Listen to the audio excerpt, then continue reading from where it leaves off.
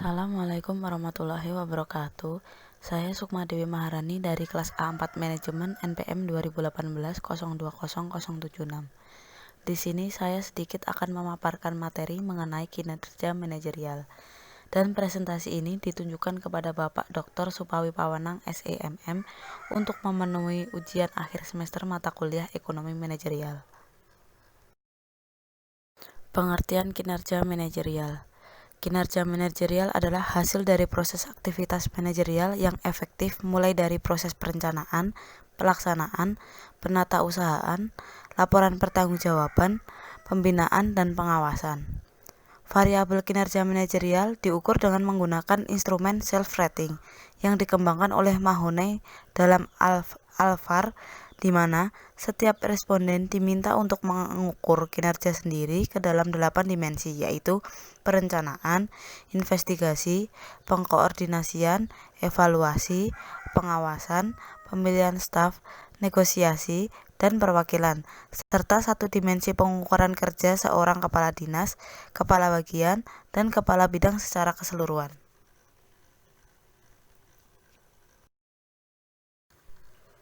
Menurut Indrianto dan Supomo, kinerja dinyatakan efektif apabila tujuan anggaran tercapai dan bawahan mendapatkan kesempatan terlibat atau berpartisipasi dalam proses penyusunan anggaran, serta memotivasi bawahan mengidentifikasi dan melakukan negosiasi dengan atasan mengenai target anggaran, menerima kesepakatan anggaran dan melaksanakannya sehingga dapat menghindarkan dampak negatif anggaran, yaitu faktor, kriteria, sistem penganggaran atau reward, dan konflik.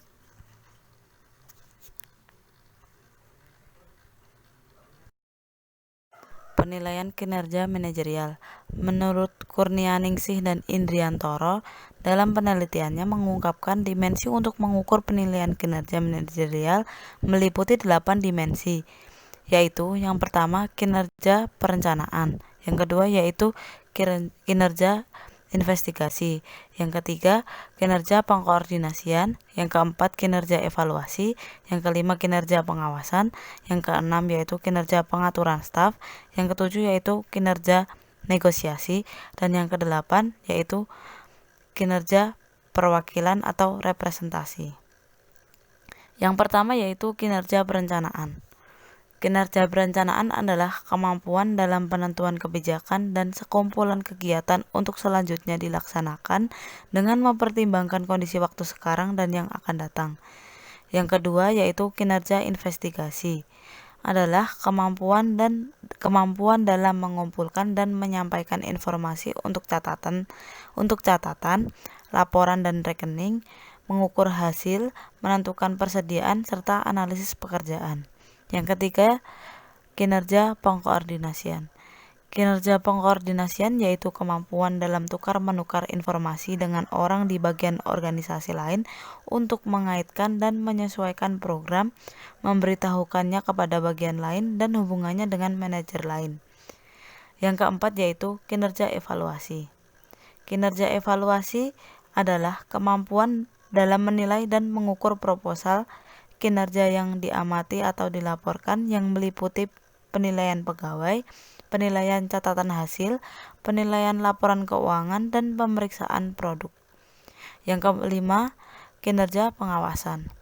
Kinerja pengawasan yang dimaksud adalah kemampuan dalam memberikan pengarahan, memimpin dan mengembangkan bawahan, membimbing, melatih, dan menjelaskan peraturan kerja pada bawahan, menjelaskan tujuan kerja, dan menangani keluhan pegawai. Yang keenam, kinerja pengaturan staf. Kinerja pengaturan staf yang dimaksud adalah kemampuan untuk mempertahankan angkatan kerja yang ada pada bagian tersebut, melakukan perekrutan pegawai, mewawancarai mereka dan memilih pegawai baru, menempatkan pada bagian yang sesuai, mempromosikan dan memutasi pegawai. Yang ketujuh, kinerja negosiasi.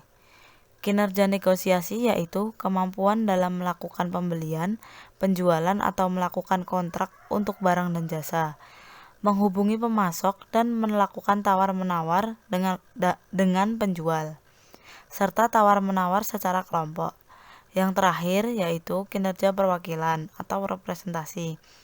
Kinerja representasi yang dimaksud adalah kemampuan dalam menghadiri pertemuan-pertemuan dengan perusahaan lain, pertemuan dengan perkumpulan bisnis, pidato untuk acara-acara kemasyarakatan, pendekatan kemasyarakatan, serta kemampuan dalam mempromosikan tujuan utama perusahaan. Corps Learning Cycle. Yang pertama yaitu emotion. Emotion adalah belajar dari pengalaman-pengalaman yang spesifik dan peka terhadap situasi. Yang kedua yaitu watching. Watching adalah mengamati sebelum membuat suatu keputusan dengan mengamati lingkungan dari perspektif-perspektif yang berbeda dan memandang berbagai hal untuk memperoleh suatu makna. Yang ketiga yaitu thinking. Thinking adalah analisa logis dari gagasan-gagasan dan bertindak sesuai pemahaman pada suatu situasi. Yang terakhir yaitu doing. Doing adalah kemampuan untuk melaksanakan berbagai hal dengan orang-orang dan melakukan tindakan-tindakan berdasarkan peristiwa termasuk pengambilan resiko. Evaluasi kinerja manajerial. Menurut Stephen P. Robin dan Mary Coulter yang dialihbahasakan oleh T. Hirmaya dan Hari Slamet, agar fungsi-fungsi manajemen berjalan sesuai harapan, ada 4 faktor yang perlu dievaluasi, yaitu yang pertama kemampuan perencanaan, yang kedua yaitu kemampuan pengorganisasian, yang ketiga yaitu kemampuan kepemimpinan, yang keempat yaitu kemampuan pengendalian. Kemampuan perencanaan yaitu kemampuan manajemen yang mencakup proses menentukan tugas apa yang harus dilakukan, siapa yang harus melakukan, bagaimana cara mengelompokkan tugas-tugas itu, siapa yang harus melapor ke siapa, dan di mana keputusan harus dibuat. Dan yang kedua yaitu kemampuan pengorganisasian, yaitu kemampuan manajemen yang mencakup proses memotivasi bawahan, mempengaruhi individu atau tim sewaktu mereka bekerja, memiliki saluran komunikasi yang paling efektif, dan memecahkan dengan berbagai cara masalah perilaku karyawan. Yang ketiga yaitu kemampuan kepemimpinan, yaitu kemampuan manajemen yang mencakup proses pemantauan kinerja aktual, membandingkan aktual dengan standar, dan membuat koreksinya jika perlu. Yang keempat yaitu kemampuan pengendalian.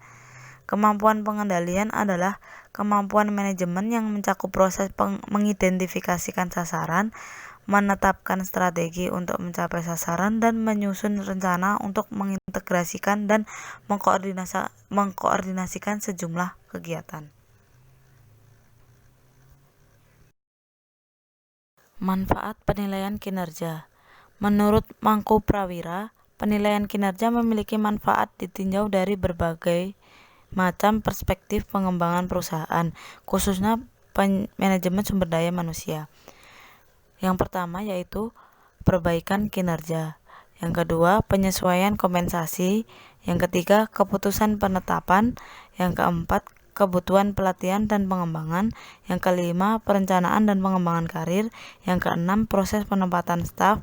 Yang ketujuh, ketidakakuratan informasi. Yang kedelapan, kesalahan perancangan pekerjaan. Yang kesembilan, kesempatan kerja yang sama. Yang terakhir adalah tantangan-tantangan eksternal.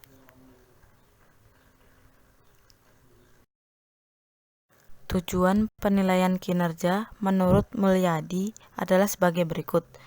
Tujuan pokok penilaian kinerja adalah untuk memotivasi personal dalam mencapai sasaran organisasi dan dalam mematuhi standar perilaku yang ditetapkan sebelumnya, agar membuahkan tindakan dan hasil yang diinginkan organisasi. Dalam sisi ini, kinerja dapat mendorong kemampuan personal untuk mengembangkan diri, tetapi organisasi juga harus mengontrol personal masing-masing karyawan. Cukup sekian sedikit pemaparan materi dari saya. Apabila ada kurangnya, saya mohon maaf yang sebesar-besarnya. Wassalamualaikum warahmatullahi wabarakatuh.